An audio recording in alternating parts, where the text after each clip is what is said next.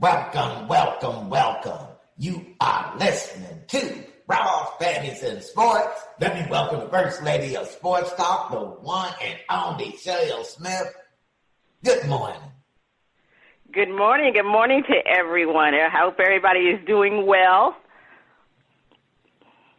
Hey, I know one thing. I am doing my social distancing. Don't be out here macho now trying to run around like, you tough without a mask because all you doing is spreading stuff to everyone else. So don't be doing that, But, hey, you ain't got to be crazy. Just, hey. Now, check out the music this week on Shout Out. We are featuring performances from Omar Wilson. Will he find his shining star or get the cold feel of the mute button? Omar Wilson. First Lady, we're ready. What you say? Each week we try to figure out what is going on in the sports world. Not the plays of the week, more like the players of the week. Are they trying to tell us something? So we ask, what you saying? Fly, little birdie, fly. Time keeps on slipping into the future. Time keeps on slipping, slipping, slipping into the future. So I want to fly like an eagle to the sea. Fly like an eagle, let the spirit carry me. I want to fly right into the future.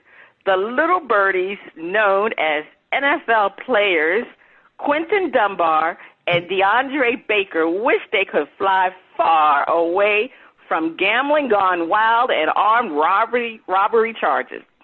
Mr. Dunbar and Mr. DeAndre, otherwise known as Dumb and Dumber of the Seattle Seahawks and the New York Giants, respectively, were a little upset after losing $70,000 in gambling in Florida. Oh, boy, in Florida, my home state. I guess they didn't wear masks. Tisk, tisk. Baker took money and watches from the victims and with force and was armed with a semi-automatic firearm. Dunbar was assisting Baker in taking the money and valuables from the attendees at a party in Miramar, Broward County. The only question I had for the producer was whether or not this should have been in the funnies as a need to grow story. Serena Williams, Naomi Osaka, Sloane Stephens, and the Steve Miller Band are asking, what you saying? Yeah, Spitface, when I first heard this story, I thought initially that these players were on the NFL practice squad. They have the NFL, they have people that are on the practice squad. Because I couldn't imagine that a regular player would be so stupid. Now, I guess I was wrong because they were stupid. Now, DeAndre Baker, he was drafted number 30 last year by the New York Giants. He made, I believe, approximately $6 million a year because he received that $5 million signing bonus. And I believe they get all that money up front with a signing bonus. Now, his base salary is only well, I shouldn't say only because that's a hell of a lot of money for a lot of people, $495,999. So, that's a lot of money for a whole bunch of people, especially now during Corona when people are not working. And Quentin Dunbar, he has been in the league for 5 years and played with the Washington team and was traded to Seattle. And he was slated to make a base salary of $3.25 million this year the upcoming season. Now, the other need to grow person in this story. The other need to grow. There's two of them, but the other need to grow was the owner who had the damn cookout and party. I live in Florida. I'm in Miami-Dade, and last time I looked, Broward County and Miami-Dade, at the time when this incident took place, was still in a stay-at-home order. So I don't understand why they had all these people at a party, but that's neither here to discuss. The issue is these two dummies. That's the issue right now. Now, arrest warrants have been issued, but neither of the players have turned themselves in. And, the representatives in Miramar, they are in discussion with one of the representatives of the player. Now, these two players, if they are convicted, they could be in line for jail sentencing up to 10 years. Because we talk about armed robbery. You know, when you have a gun involved, that's a lot of time. Now, the question is, what really happened? So allegedly, 2 days before the incident took place, the victims were at another party. Now, you know, I live in Florida, and I'm familiar with Broward County. I just don't understand what's going on all these damn parties. I mean, maybe I'm losing out, but I don't want to be at all these parties. But anyway, they were at another party which was involved. It was like a gambling party because they lost $70,000. Now, I know the casinos are closing. Well, the casinos are closing in Florida, so I guess these people are having these private gambling parties. That's what's going on. I mean, lost $70,000. Bring your own corona. Yeah, they lost $70,000. And then what happened, allegedly Baker was the one who was playing the cards when he got in. Well, I guess he was upset and he flipped over the table, and then that's when they banished their firearms. I mean, he had referred to somebody as Sly, flipped the card table. So anyway, I don't know what took, you know, I don't understand what Baker was doing. So Baker was the one who pointed his semi-automatic weapon at the attendees at the party. And he included the two people were Dunbar to collect the money and valuables, including watches and monies from people at the party. So they did this because they were upset that they had lost $70,000 at a previous party. I mean, they would put their entire football career. I mean, come on now, you would make more than $70,000. I understand $70,000 is not a lot. It's nothing to, I mean, you don't want to lose $70,000, but you still had the potential of making that money up.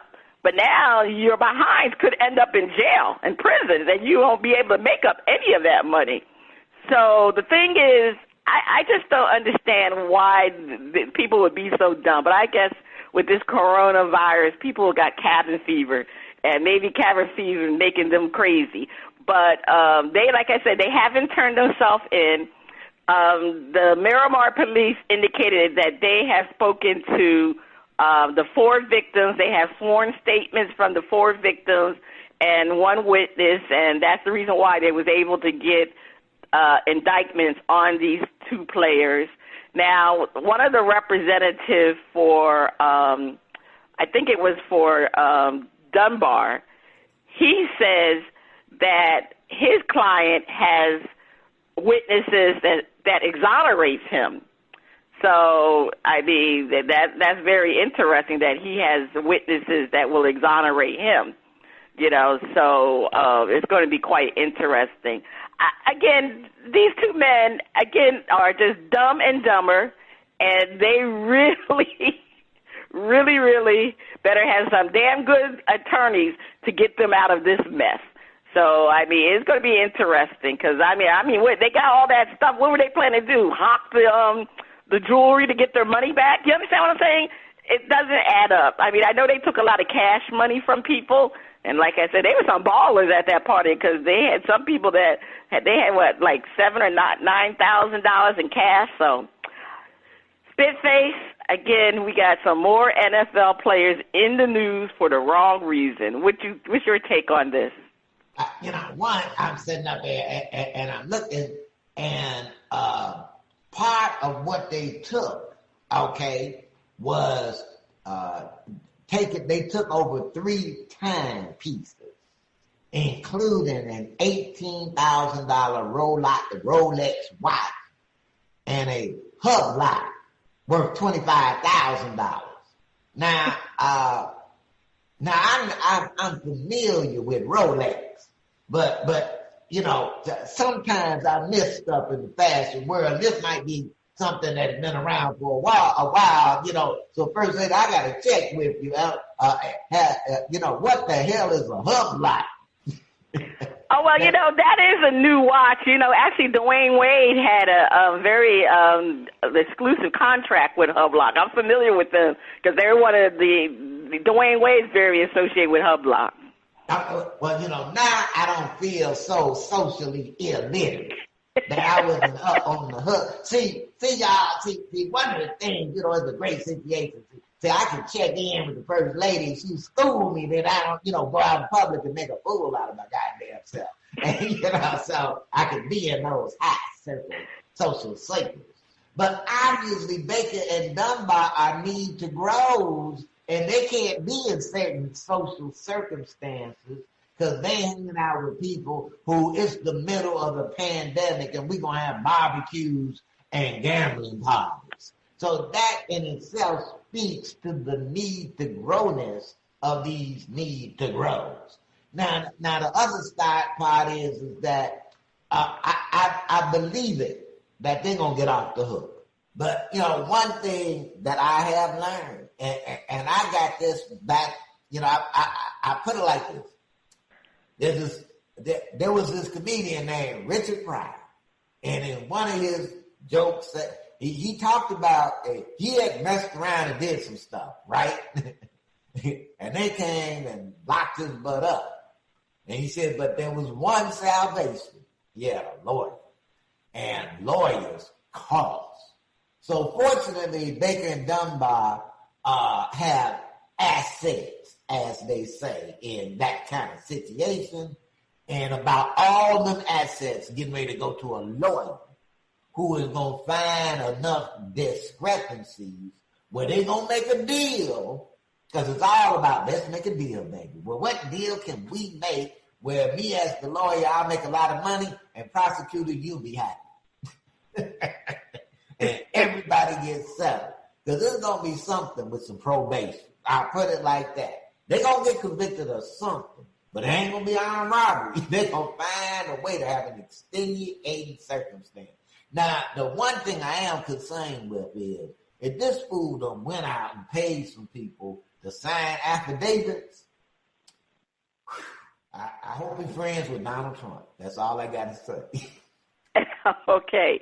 Well, we don't want to butcher up the watch company's name. It's called Hublot. That's how we pronounce it. And it is one of the expensive Swiss watches, so brand. But anyway, yeah, this situation again, I mean, we have a lot of criminals in the NFL, don't we?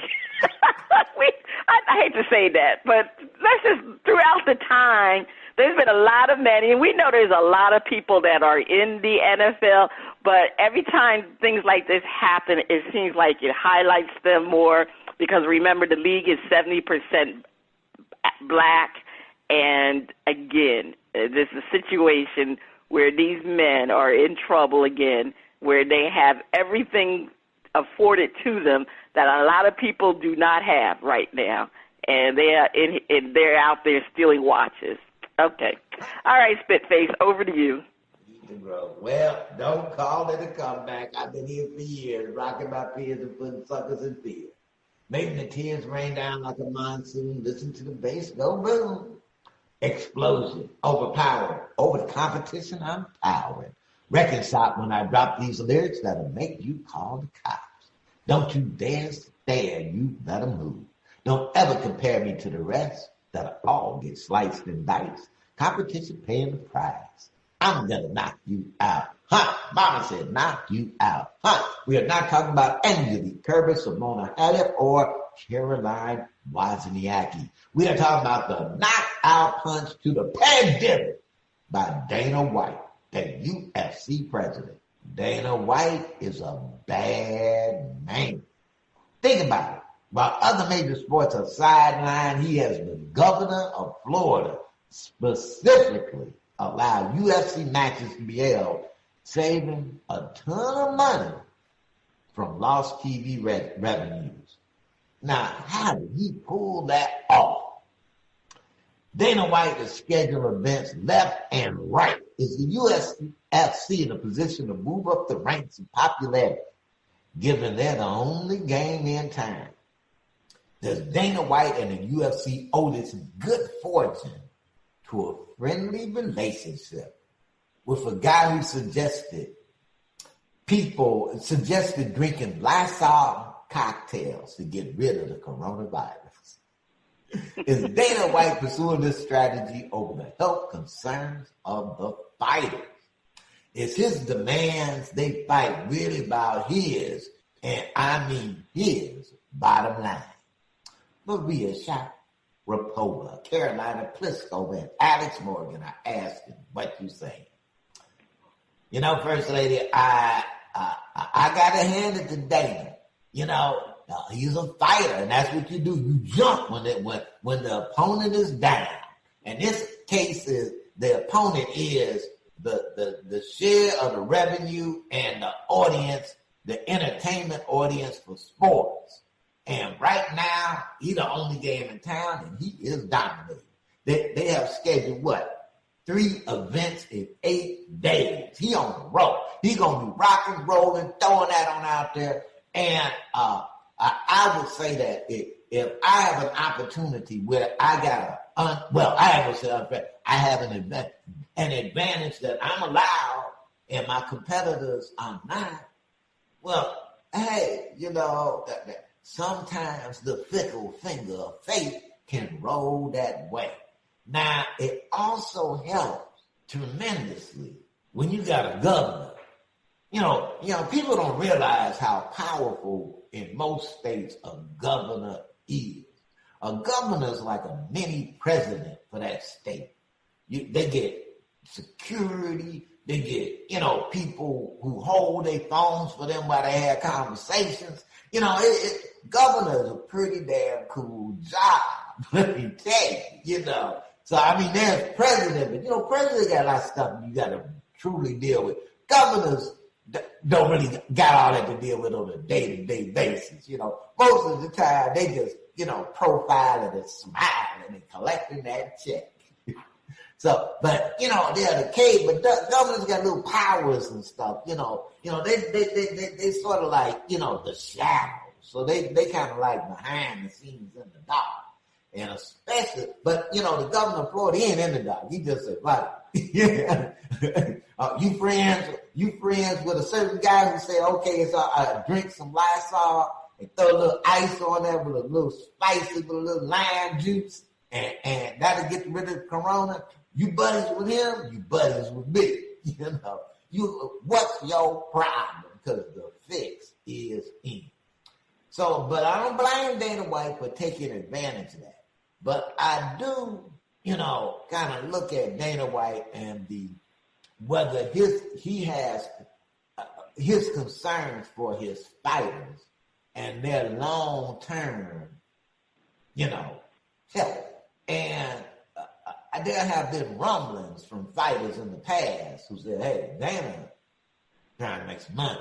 And, hey, if it's risk a fighter over safety for the fighter, Dana said, get your ass on the hot seat, Now, you can't tell grown folk what hey, if you want to get in that ring and, and want to do that thing, that's what you likes to do. Now, and you know that, hey, look, this is how the deal gonna work. It ain't gonna be slanted in your favor when it comes to the dollar bill unless you money making Mayweather. Everybody else, whatever it is, you're gonna get what you get. So I do have a concern that Dana White has no concern about their health and well-being other than how long it's going to make him a profit. That's all I'm saying, First Lady. Well, he was able to pull off the event really without a hitch. Let me just start with, one of the questions was asked about the strategy his strategy over the health concern of the fighters. I'm not saying that he's not concerned about the fighters, but you got to look at boxing and UFC. Of all the sports besides tennis, golf, there's very limited people that come in contact with each other. So when you're dealing with the UFC, you got the 2 fighters and the referee in the octagon. And matter of fact, and then you got the corner people. But other than that, Matter of fact, I'm trying to remember what UFC. Do you have corner people at UFC? Because I'm just trying to remember. When I look at that big octagon, I guess you probably do. I have to look at UFC fighting again. It's different than boxing. They have corner people because they can. Yeah, they have corner people. Fight, they can say, hey. Yeah, that's true. So you usually have 2 corner people. So per boxer. So we're talking about a limited amount of people that are going to be involved with actual having physical contact. So the fact that you can do testing, and he has secured the testing, that's how he was able to find out one of the fighters who was supposed to be on that card had tested positive the night before. So they are concerned about the fighters. Of course Dana White wants to make money. We all know that. But I think they have the means in place to assure that fighters are not fighting with the virus because they're being tested. Now, I just think regarding the popularity of the event, are they going to be able to get more people? The UFC is already popular among young people. Young people they just do not watch boxing right now. They basically are UFC fans. Now, one thing I would consider with the fact that they are currently the only live sport, with the exception of wrestling, and I'll talk about that a little bit later, I believe they will get a bump in viewership from the older audience, like people like me. My son has gotten me involved with UFC because, it's really brutal. It's more brutal than boxing. But I think people my age, people who are 40 and up, they're going to really start watching it if it continues to come on and there's no other sport. So, yeah, they definitely will feel more viewership because of the fact that they are the only live sporting events on now. The ESPN is showing Korean baseball. That's how desperate people are to see sporting events, to be honest with you.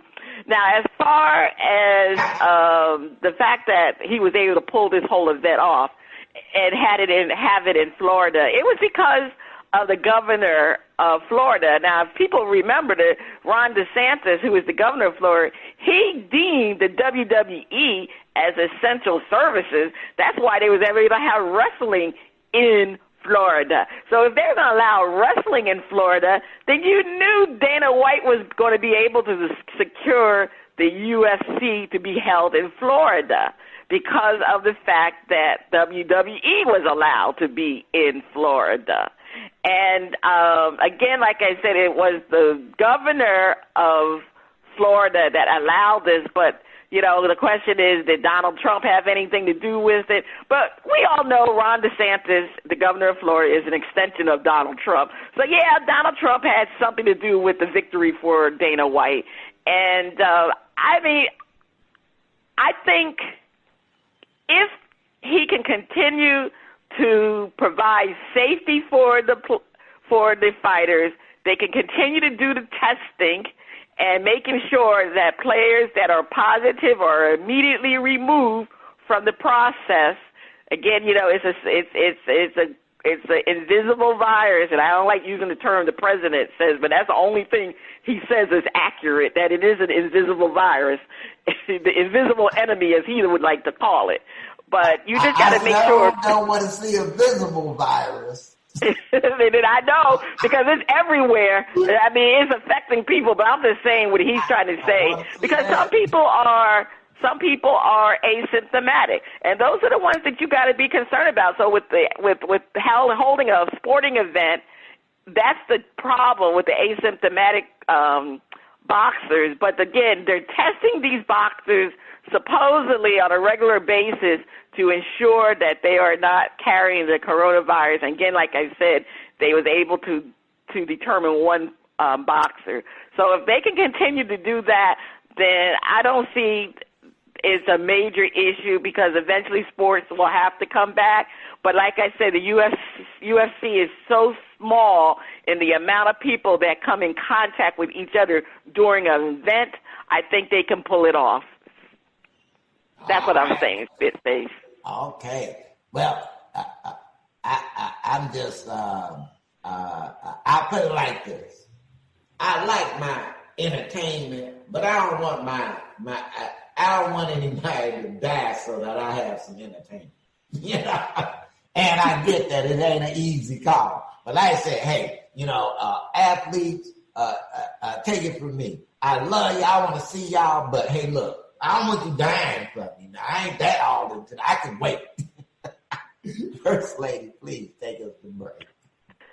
Stay tuned. Coming up next, we'll have a performance from Omar Wilson on Shout Out Part 1. These athletes want to get paid also, because if they don't work, they don't get paid. The music flows from around the globe to get a shout out from the panel. First Lady, I can't wait to hear the music from Omar Wilson. On Shout Out, we feature new independent artists who are looking to find their shining star. If we like what we hear, we'll give the track a shout out. If we don't like it, we hit the mute. Today we are featuring the music from Omar Wilson. All right, DJ, let's hear the groove.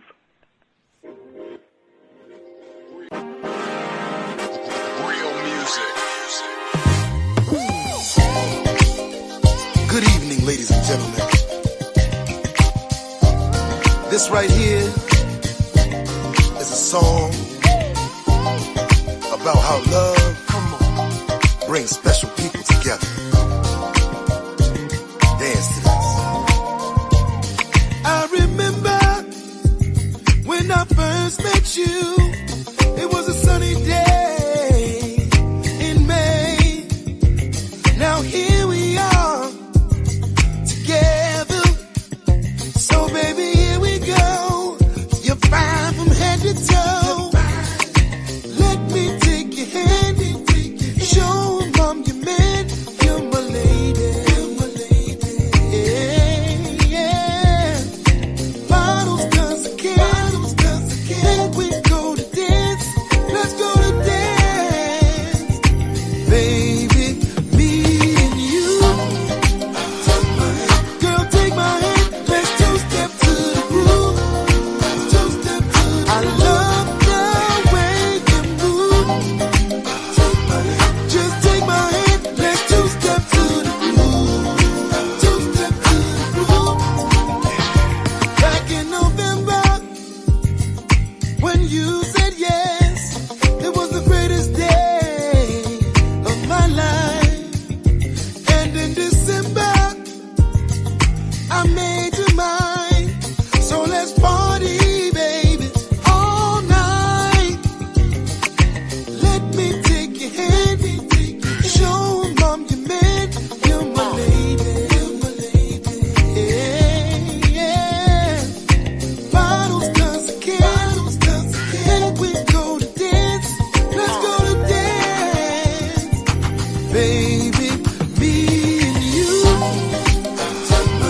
Girl, take my hand. Let's two-step to the groove. I love the way you move. Just take my hand. Let's two-step to the groove. Two-step to the groove. Yeah, me and my baby two-stepping on the dance floor. Forever my lady, the one that I live for. I knew the first day that I met you, that you was the one, that's why I had to get you. Bottles of champagne just to see you smile. Partying all night, baby, it's going down. I love the way you move, watching your body fall in love with the groove. Let me take your hand, show 'em I'm your man. You're my lady. Yeah, yeah. Bottles 'cause I can. We go to dance. Let's go to dance. Baby, me and you. Girl, take my hand. Let's two-step to the groove. I love the way you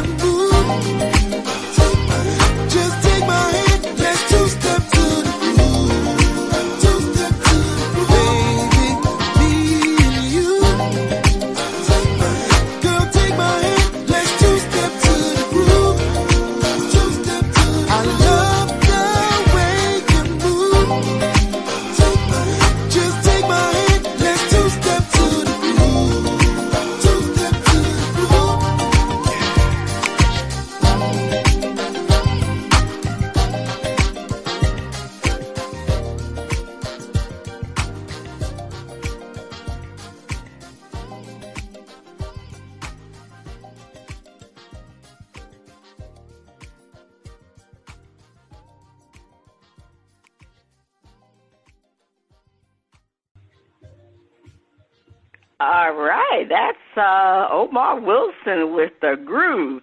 Well, I'm definitely going to shout that out. I love the music, the production, his voice. I mean, that's grown folks' music right there. Definitely grown folks' music. So I'm definitely going to shout out Mr. Omar Wilson. Spitface, what did you think about the groove? What can I say after that, First Lady? Hey, shout it out. Gonna shout it out too. He was good. He was good. Okay, well, I can't wait to hear part two of Shout Out, because we're definitely going to have another performance from Mr. Omar Wilson. And I know my favorite underwater friend was grooving to Mr. Wilson, too, because it's time for Flip It.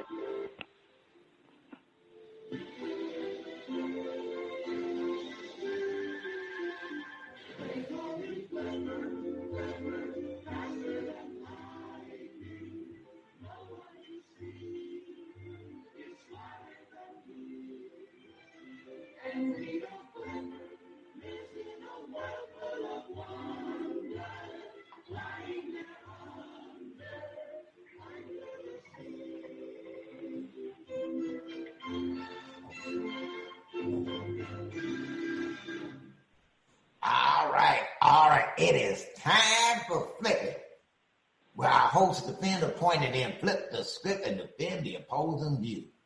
There was a quick survey of NBA players regarding whether they should resume this season and complete the season. Several ex-players were asked whether they would want to return or cancel. This happened when they were playing. Almost all of them said play. Panel defend. Players want to play, and these are super competitive people, but their health is number one. Sorry, fellas. Plan for next season. You know, I'm looking at the situation in the NBA, and I'm like, wow, you know, I get it. LeBron, you know, all the top players. I don't think a player is saying that that's what they want to do. They not, now, I won't say that. I put it like this. Yes, they would play for free. Now, not on a regular basis. Well, on a regular basis, they play for because they love playing basketball. They just happen to be the cream of the crop that gets paid professional. But that's what they love to do. They're going to play basketball when they hobble and old men, you know, with long gray beards. They're going to be out there still bouncing that ball because that's part of it. That's what they love to do. But that's why you have managers, coaches, and agents who whose interests are not just what you can get out of them. Now, I get that there can be a setup where they can play, but it is so many players involved. And, you know, as I said, what happens if you test and, you know, LeBron James test positive? You know, how many people he done been around? They need to self-isolate. So, you know, you know, to me, it's like we might be getting ahead of the curve, and the players want to be players, you know, who want to play, get out there. We want to see them, but, you know, it's just too many particles for them to, like I said, if LeBron got it, he done exposed that to, by the time they show up, that means he done, everybody he done practiced with, he done been around. You know, are they going to practice in hazmat suits, you know, and then, I don't know, see LeBron guy taking him to the hoop in his hazmat suit. I don't know. But, First Lady, the thing.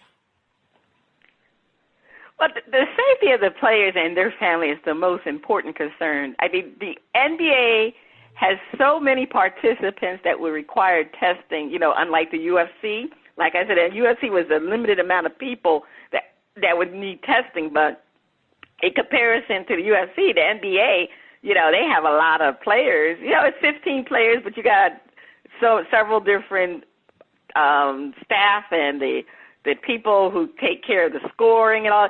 It's more people that's going to require testing.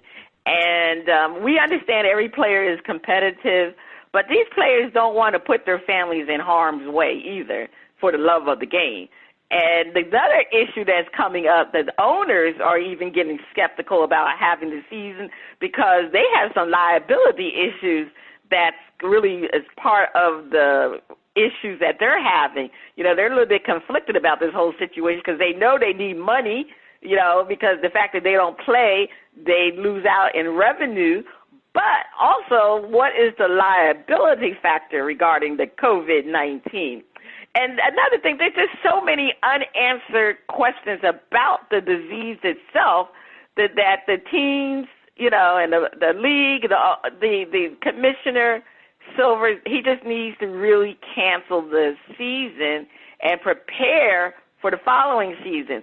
One of the things that Dr. Fauci states that if you can't guarantee safety, then you need to really just close the season. You're going to, as he put it, bite the bullet.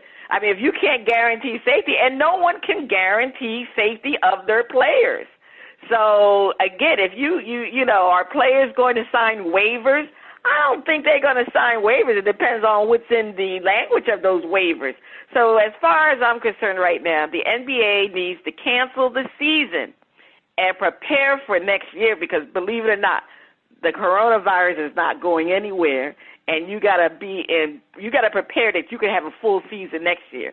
So just scrap this season. I mean, we already know 2020 has just been one nightmare. And things just have to get canceled. Look at all the high school students that had to cancel their graduation. And a shout out to LeBron James because they're doing a virtual graduation for the students today. President Obama is going to be speaking. So it really should be cool. So NBA, just cancel the season and just move on to next season to save that season. That's all I'm saying, Spitface. All right. And you know, that was a great defense, but you know this is flippant where we got to defend the opposing view. If the players are willing to take the risk and the NBA is taking the best precautions available, let them play. You know, I'm looking at the situation, and I kind of think that the NBA and especially Adam Silver have shown that their concerns for the players' well-being, the fans' well-being, and the integrity of the game are genuine. They're genuine. They you know, there's no, look, we want it to work, and, you know, because they've been leading. Now, and they're faced with a dilemma. The players want to play because, one, so that they can get paid, because I think there's only two players who actually got their full money because they got paid in advance, and it's not like they can get it back. So I think there are only two. Everybody else, their little salaries getting, you know, sliced and diced like everybody else. And so it's like if they are willing to take that risk, and I get that that's an individual decision. I don't think that players should be forced to play. But those who go out, I'm willing to take that risk. I done talked with my family because, you know, part of it, what I look at is that, and I got some bad, well, I ain't gonna say I got some bad news, but we might as well be in reality, you know. You know, that's something the old Grumpy Radio Network was all about, reality. And here's the reality. And this, per se, this might be the first sports show to actually say this. And that is a president of these United States has declared defeat in the face of the enemy. Defeat. The president of the United States has said, oh, well, get back to work. Whoever died. Because, you know, hey, it's on. So given that we, you know, that's going to be the deal unless something happened in November and then nothing's going to happen after that until January, okay, it's all, you know, it's, hey, you might as well, hey, we have thrown up the white flags. So work out how you gonna work it out and get it better in the process. So I am confident the NBA, they gonna do. They got more particles, but they gonna spend the money. But they gonna make sure that the players waive liability. And because the option that the players gonna have on the deck is the owners are gonna say, look, we ain't, if you want to play, we'll pay you and you can deal with that. But we ain't gonna take all, we're gonna all share in this loss. First lady, defend. Of all the major sports, and I'm talking about the four major sports, the NBA probably is the only one that can return because of the limited amount of players they have. Now, like I said, they have more than UFC, but when you're talking about football, hockey, baseball, they have the least amount of players per team, and basically the staff that goes along with that team.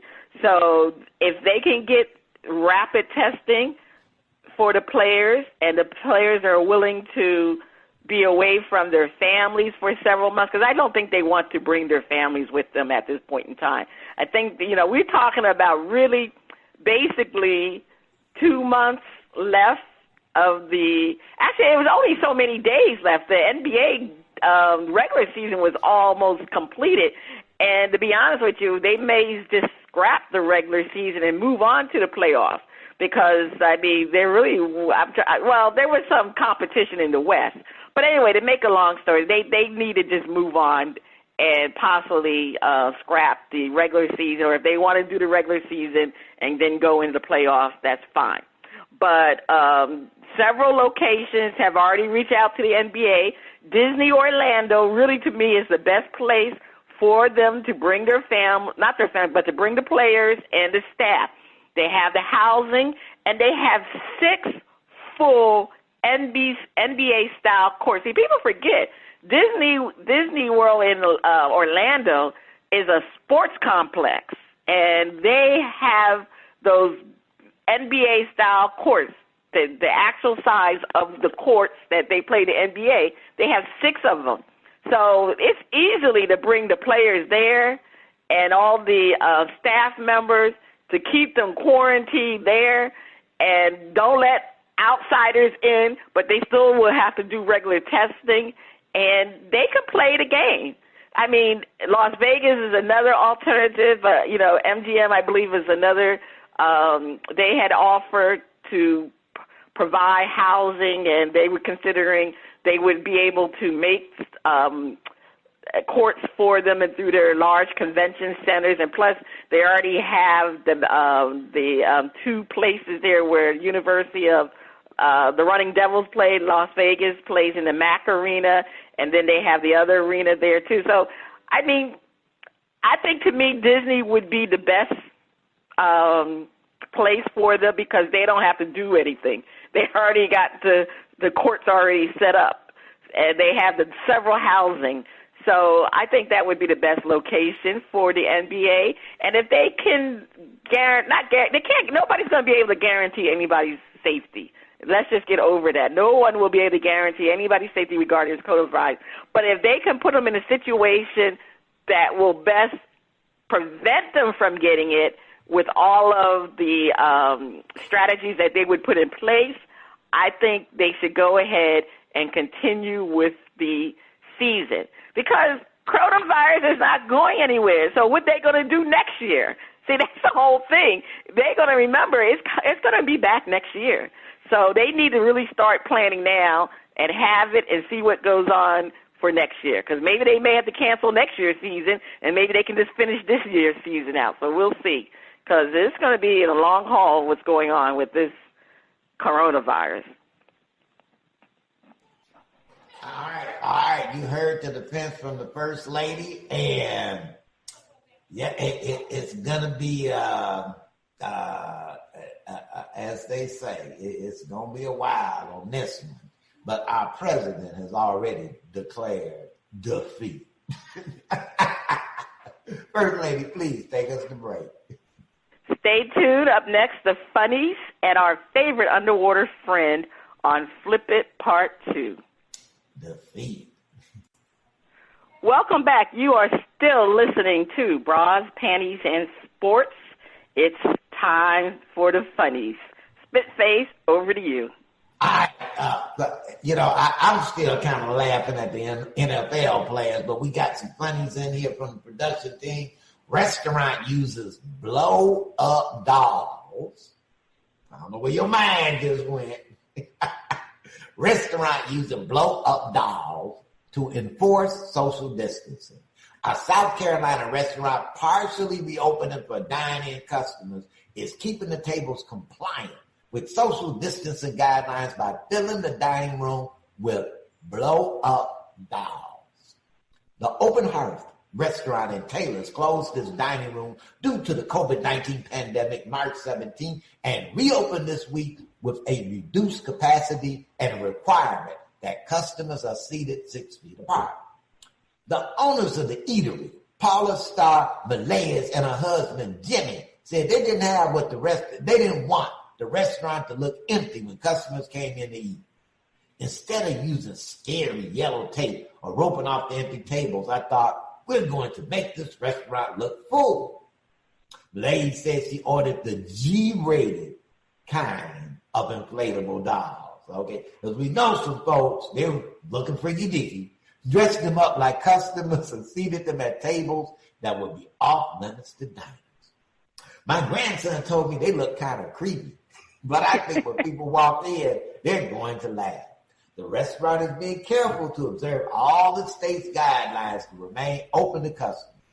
Malay said, we're doing everything we can to make sure we do this right. We just didn't want the virus to be what shuts us down.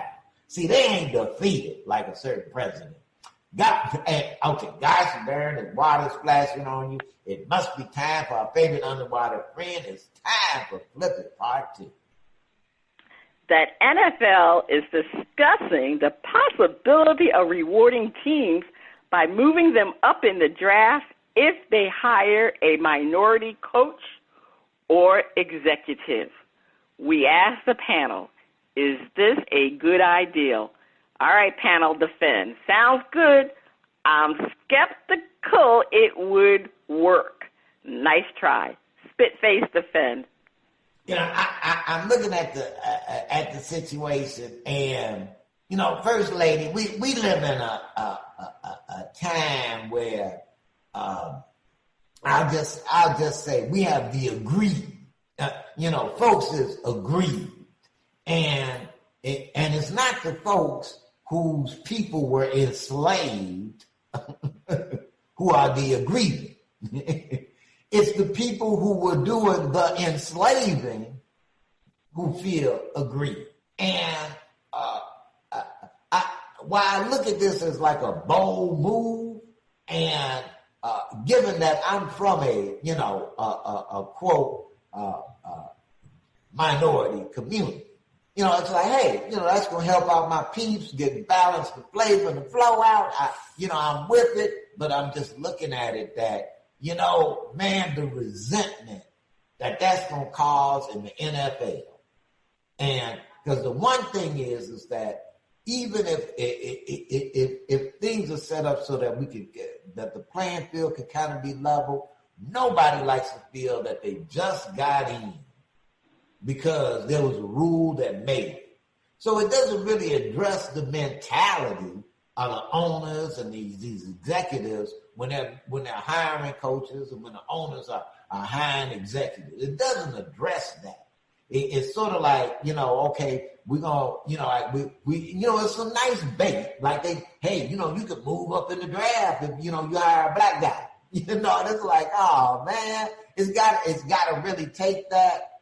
So I'm just kind of skeptical. All right. Yeah. Take a draft or hire a black man. I like you, Spitface. Really, this is what we're down to. The NFL has to implement gimmicks for teams to hire qualified black executives and coaches. I really think this idea is just disrespectful to the black coaches and the executives because they already know that they're qualified already to be on these teams, But now you have to be part of a draft upgrade. That's a gimmick, and like you said, there's going to be so much backlash from some of the white executives and coaches. It's just going to cheapen the whole process and diminish the qualifications of the candidates. Now, you're going to have the people who are going to come up and talk about affirmative action. Let me say this right now. This is not affirmative action. Trust me. And contrary to people's belief, black people are not the beneficiaries of affirmative action. The biggest group of people that took advantage of affirmative actions are white women, okay? So I don't want to hear the people who are anti getting rid of affirmative action, because this has nothing to do with affirmative action. This is an incentive gimmick. That's what it is. It's a gimmick, and it is going to cause issues, because now people are going to say is reverse discrimination because of this. But just the whole gimmickry of the whole, I don't even know if that's a word, but anyway, the whole process just does not make sense to me.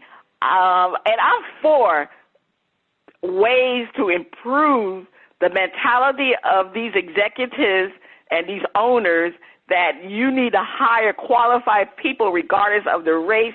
And there's so many black coaches out there that should be hired, so many black executives that should be hired. I mean, the one on ESPN, Louis Riddick, that man needs to be hired. He's been an executive. I don't understand why he does not have a job right now.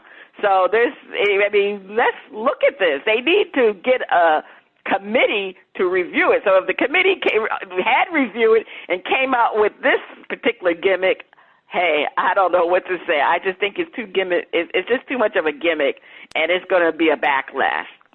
But we're going to flip the script and defend the opposing point of view. Spitface.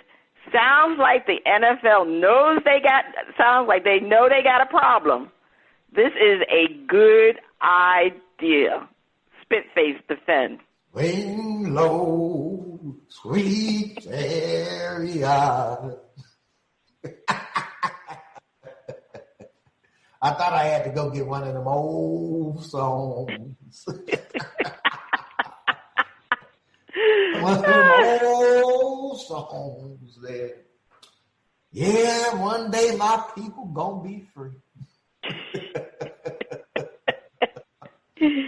Massa, one day my people gonna be free, Massa. And that's what it's all about. And, the thing is, we got this, they've had the panel and Gudea. And, the thing is, these ain't some dumb folks. But it starts at the top, which means it starts with the owners. So what they're saying is that, look, everything that we have put in place to get these owners to act fairly when it comes to the real decisions of how the team is ran, we see what the results have been. So other than, maybe doing like my man with the Patriots, setting them up with a masseuse, we got to try something to tantalize these owners into, doing this, and we rather take the heat because look, it's sort of like Roger know the situation he dealing with. He know that he dealing with some owners whose mentalities kind of go back about how things should be done, and a lot of them not only how things should be done, but who should be in what position. And I'm not saying that they bad men. I'm not even saying they're racist men. I'm just saying that they came from they got their biases. That's what I'm gonna say. I would say that they got their biases. I'm not gonna exactly throw them into the, that all, I got plantations and stuff, because that I ain't gonna lump them now. But a lot of them, they got their biases, and they old biases, and they got their favoritism, and they old favoritism. It's a bigger chance that a young, up-and-coming white person is going to get an opportunity to be a head coach over an experienced minority who's been in the system for 20 years. Okay, we seeing that. So the owners are tantalized, by these young white coaches. But they ain't tantalized by the young black coach. So whether it's the NFL, Roger Goodell, you know what he got to deal with.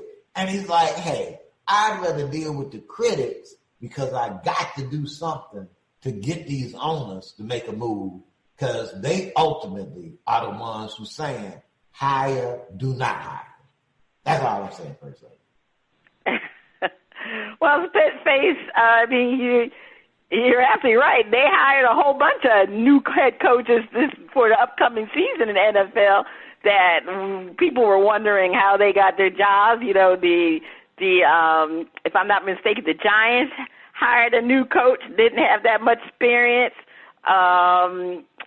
Jacksonville Jaguars, he came from college, but still, these people didn't have experience over a lot of the black coaches that were already in the league. Well, the good thing about it, the NFL realized they had a problem. And when it comes to black coaches and executives, and more so to me with the executives, because they've hired black coaches. It's just that when things happen, they don't give them a long plan, a long-term hiring the way they do white coaches. Black coaches, they have to do well right away because if not, they're not going to be there the following season. But the one thing I think it has enlightened the owners and team that there is a problem in this league. Now, it's a shame that it's come down to a gimmick to recognize that, but I'm happy that they realize they have a problem because, they've had a problem for a long time. Now, I really think, Jay-Z had something to do with this, especially since he's been in bed with the NFL lately. So it's kind of interesting that they're even talking about something like this with Jay-Z. And but it is being discussed because even the Green Bay Packers coach, Matt LaFleur, he has developed a it's like a training for black head coaches that he's a mentoring program that he's going to be implementing this year. So it's being talked about.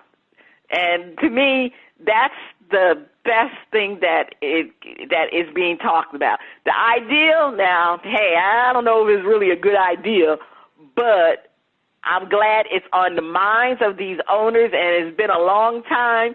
And like you said, that it does start at the top, and they're just, the whole NFL is just part of the old boys network. The old boys network. Think about it. The NFL didn't even want Donald Trump in their network, so that really tells you how exclusive that network is and the thinking that they have and their mentality, because they didn't want Donald Trump, and we know what type of person he is, because to me, he even fit right in with the rest of these other owners, but they're so exclusive, and they just have that mentality that I guess they feel that they want to hire who they want to hire, but I'm just glad that Goodell is looking into it, and hopefully they can come up with some sustainable strategies that this problem could be resolved, because it really needs to be resolved. And like I said, there's so many good coaches out there and executives that are African American. Let's look at Ozzie Newman. He recently retired. He brought in the quarterback, Lamar Jackson, and he's the one who drafted him, and no one thought that he would be who he was, but Ozzie Newsome really was a great executive, and that just shows you there's a whole bunch of them out there, and we really need to have them aboard. So, hey, if they want to do a draft pick, I have no problem with it, just as long as we get some more opportunities for African-American coaches and executives. Spitface. Ooh, Spitface. Spitface. Please take us to break. Sorry about that. I'm messing up your name. One side note, Jim Caldwell went 9-7, 2 seasons back to back with the Detroit Lions, and he was canned so that they could bring in Pat. Pat hasn't won 9 games total in 2 seasons. They could bring in who? No, I said that Jim Caldwell. Yeah, no, but they replaced him with the former coach. Right, they were, Matt. what's his name, Pat? No, Matt. Matt. They replaced him with Matt. Matt. See how that, you know, he a loser. But Matt hasn't won 9 games in 2 seasons. That's right. So, you know, you gotta think. You gotta think. All right, y'all. But I just wanted to add that little note. On the other side of the break, we have another performance from Omar Wilson. I hope he can keep the first lady in the groove on Shout Out Part 2. Please, please, please stay tuned. Get it. You are listening to Bras, Panties, and Sports. It's time for Shout Out Part 2 and the finale. The music flows around the globe to get a shout out from the crew. Spitface, over to you. Thank you, First Lady. Now we have another performance from Omar Wilson. DJ, let's hear 96. I wonder what that's about. Let's hear 90.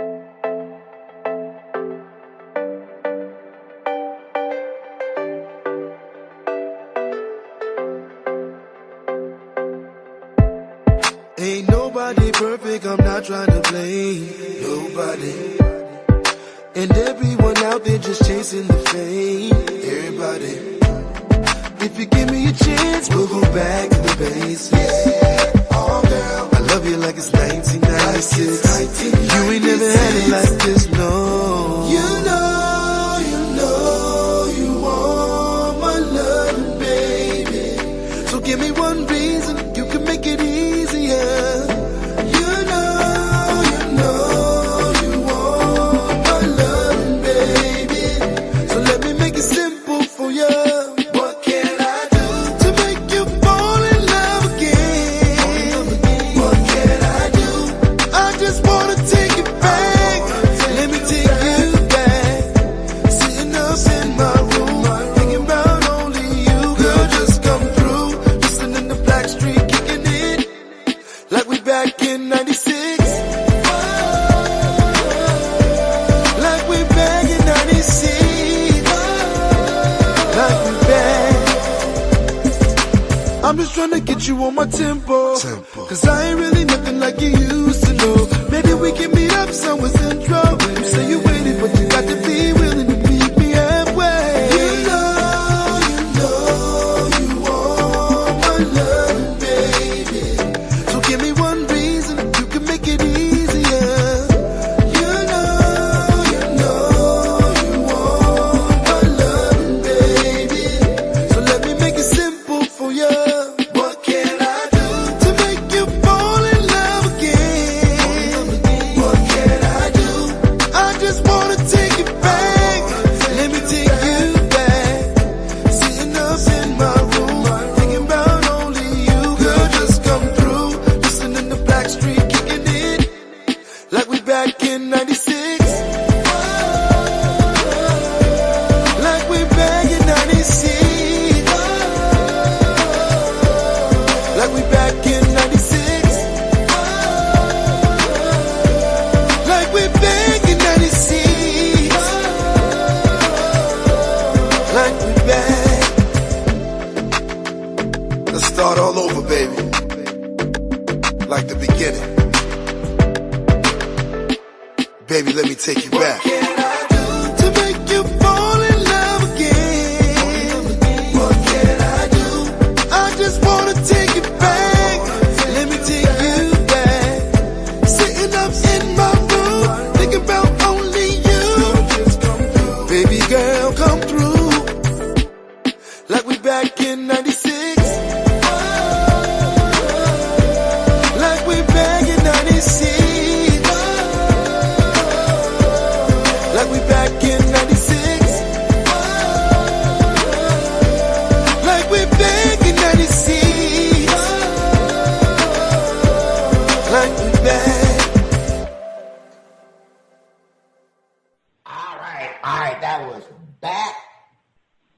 is 96. Well, actually, the title is 96. But he was sounding like he might have been grooving. But now, is the track getting a shout out of the mute button? First Lady, did he drop off, or is he still on your shout out list? Oh no, he's definitely on my shout out list. That was a different feel too. I mean, he has a lot of talent because he came up with a different grooving there. I mean, the first one was for grown folks. This one had a little bit more updated version as far as I was concerned, but it still was fantastic. Definitely feeling Omar Wilson, like the music, definitely shouting him out. Omar calls himself the Black Sinatra. he called, like I said, the Black Sinatra. And, now he was a guest on Shiny Sunshine Lounge. And he is just like, he's got a new album coming out where he's talking about he's going back to the old school.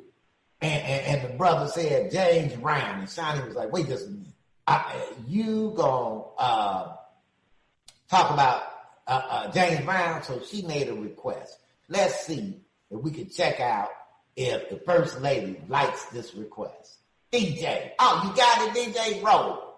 We make it classic and doing renditions of classics like James Brown's Man's World down to Teddy Pendergrass and, Marvin Gaye.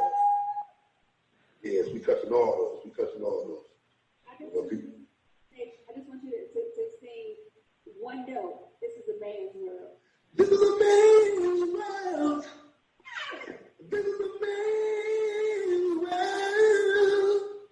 But it wouldn't be nothing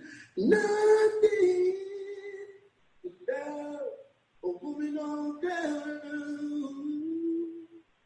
Ooh.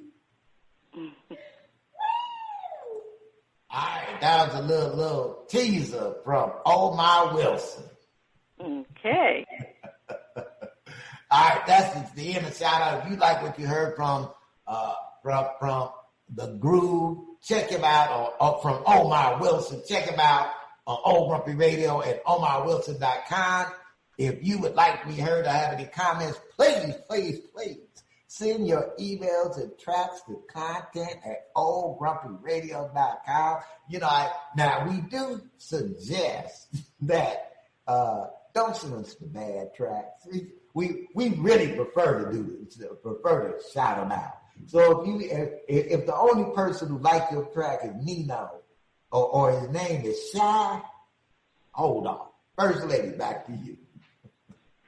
All right, it's time for our outrageous predictions. Spitface, what is your outrageous prediction? My outrageous prediction is that Cam Newton, Green Eggs and Ham, Cam Newton, will somehow end up as a replacement quarterback for the Chicago Bears and lead them into the playoffs. Wow, that is some prediction. My outrageous prediction is that the NBA will have their season and the Brooklyn Nets will win the championship because guess who's coming back? Durant will be back. That's my prediction. Mm-hmm. Well, last Sunday was Mother Day. Like many holidays on the calendar, they become too commercialized. Mothers are to be appreciated 365 days of the year. Be thankful for your mother. Be thankful for the memories of mothers that are no longer here, like my mother who I lost last year, Ethel Smith, and our producers, Ronnie B's mother, Miss Cookie. Both rest in peace, and to be thankful that you are a mother. It's truly blessed to have mothers, so enjoy them while you can give them their flowers. Reach out. You can listen to us on BrasPantySports.com. Please visit us where you'll find links for the latest episode. Please practice safe social distancing and stay sociable in the process because kindness works. This is Cheryl Smith, the First Lady of Sports Talk, and Spitface. You have been listening to Bras, Panties, and Sports.